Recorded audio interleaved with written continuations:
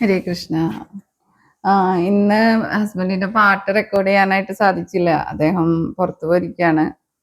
ഞാൻ തന്നെ ഒരു പാട്ട് റെക്കോർഡ് ചെയ്യാന്ന് വിചാരിച്ചു. അപ്പൊ മകൾ എൻ്റെ അടുത്ത് തന്ന സജഷൻ എന്താന്ന് വെച്ച് കഴിഞ്ഞാൽ, അമ്മയ്ക്ക് ഇങ്ങനെ കുറച്ച് ബുദ്ധിമുട്ടുള്ള പാട്ടുകള്, മൃഗങ്ങൾക്കുള്ള പാട്ടുകൾ അമ്മ എടുക്കല്ലേ അമ്മ. അവൾ എന്നോട് സജഷൻ തന്നതാണ്. അവള് പറയുന്നതൊക്കെ കറക്റ്റ് ആണ് കേട്ടോ. അവള് പാട്ട് പഠിച്ച കുട്ടിയാണ്. നന്നായി പാടും, നല്ല ശബ്ദമുണ്ട്. ഇപ്പൊ കുറച്ചുള്ള ശബ്ദം അങ്ങനെ അവൾ ടീച്ചിങ് പ്രൊഫഷൻ ആയതുകൊണ്ട് ചെറുതായിട്ട് അത് കുറച്ച് ക്രാക്ക് ആയിട്ടിരിക്കുകയാണ് ശബ്ദം. അല്ലെങ്കിൽ അവൾ പബ്ലിക്കായിട്ട് അങ്ങനെ പാടാറില്ല. കോളേജിലൊക്കെ പഠിക്കുമ്പോൾ KV സ്റ്റുഡന്റ് ആയതുകൊണ്ട് KV അങ്ങനെ അധികം അങ്ങനത്തെ അവസരങ്ങൾ കുറവായിരുന്നു. പിന്നെ അവള് കോളേജില് അവിടെ കോയമ്പത്തൂരിൽ നിന്ന് പഠിക്കുന്ന സമയത്തൊക്കെ നന്നായിട്ട് പെർഫോം ചെയ്യായിരുന്നു. അങ്ങനെ നല്ല ശബ്ദമൊക്കെ ഉണ്ട്. അരങ്ങേറ്റമൊക്കെ കഴിഞ്ഞിട്ടുള്ളതാണ് മേൽപ്പത്തൂര്. അവളുടെ പാട്ട് എപ്പോഴെങ്കിലും ഒക്കെ കേൾക്കാന്ന് വിചാരിക്കാം. അപ്പൊ ഞാൻ ട്രൈ ചെയ്യാണ്. അത് നമുക്ക് എല്ലാവർക്കും ഇഷ്ടമുള്ള പാട്ട്, തേനും വയമ്പും നിറഞ്ഞ പാട്ടാണ് ഞാൻ ട്രൈ ചെയ്യണത്. അത് എനിക്ക് പറ്റുന്ന പോലെ ഞാൻ ട്രൈ ചെയ്യാണ് കേട്ടോ. എല്ലാരും കേൾക്കാട്ടോ. കമന്റ് ഒക്കെ അറിയാം. ഓക്കെ.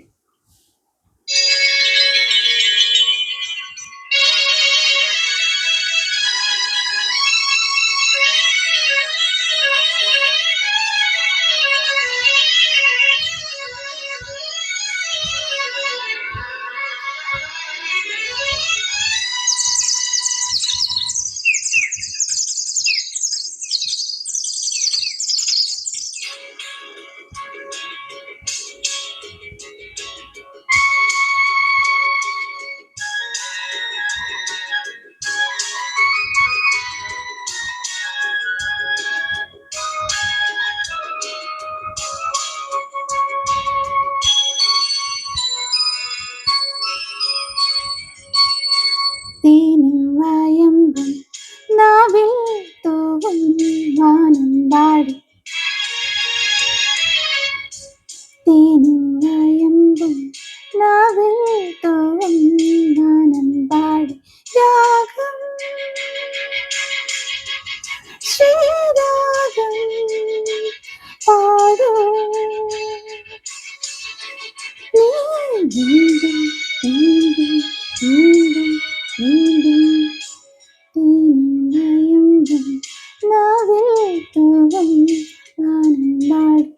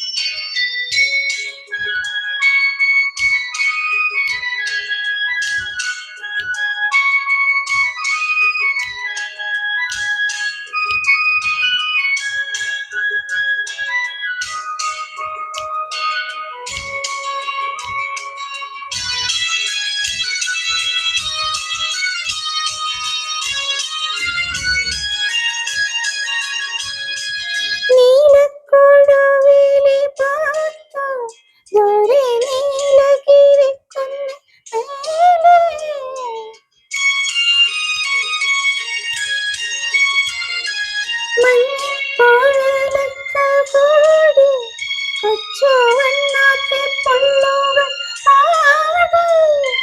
താളം പിടിക്കുന്ന ആലാട്ടി പക്ഷിക്കും താലി കെട്ടുന്നു നീയും പടർന്ന വയമ്പും കാവൽ തോറും ഗാനം പാടി തേനും വയമ്പും നാവിൽ തോറും ഗാനം പാടി രാഗം ശ്രീരാഗം പാട നീ വീണ്ടും വീണ്ടും വീണ്ടും വീണ്ടും നാവിൽ ഗാനം പാടി